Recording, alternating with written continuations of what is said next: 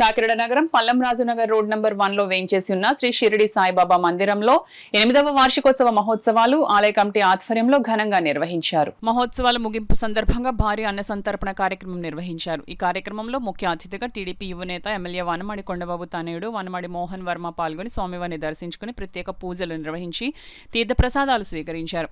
అనంతరం అన్న సంతర్పణ కార్యక్రమాన్ని ప్రారంభించారు. ఈ సందర్భంగా ఆయన మాట్లాడుతూ స్వామివారి దయ ప్రజలందరిపై ఉండాలని ఆకాంక్షించారు.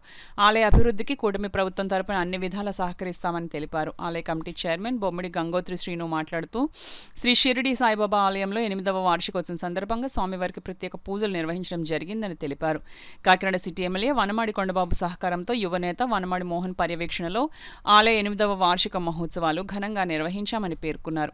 మహోత్సవాల నిర్వహణకు సహకరించిన ప్రతి ఒక్కరికి కృతజ్ఞతలు తెలియజేశారు.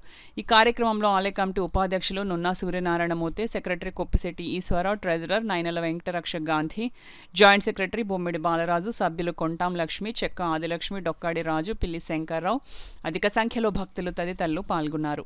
నమస్కారం అండి. ఈరోజు పల్లంరాజు నగర్ రోడ్ నెంబర్ 1లో వెలిసినటువంటి శ్రీ సాయిబాబా గుడిలో 8వ వార్షికోత్సవం చాలా ఘనంగా నిర్వహించడం జరుగుతుందండి. ఈరోజు ఆ దుని కానీ అలాగే సాయిబాబా గారి విగ్రహం ప్రతిష్ఠించడం, అలాగే ఈరోజు 8వ వార్షికోత్సవం పురస్కరించుకొని భారీ అన్నదానాన్ని గుడి ఆలయ కమిటీ వాళ్ళందరూ నిర్వహించడం జరుగుతుంది.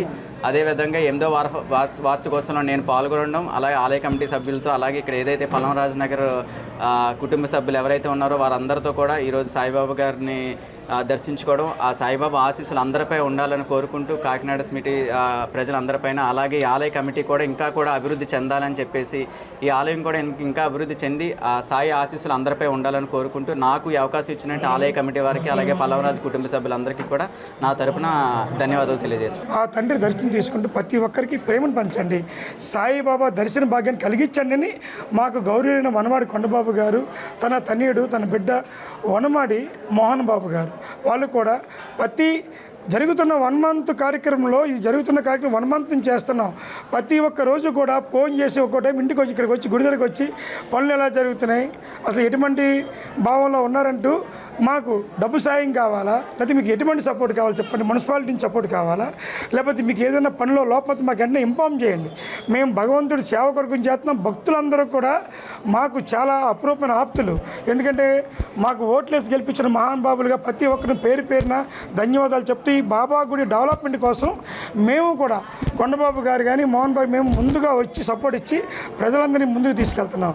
అందుకని ఈ యొక్క బాబా గుడి అభివృద్ధి కార్యక్రమానికి వేచేసే ప్రతి ఒక్కరు కూడా మేము కూడా దాంట్లో పాజిటివే.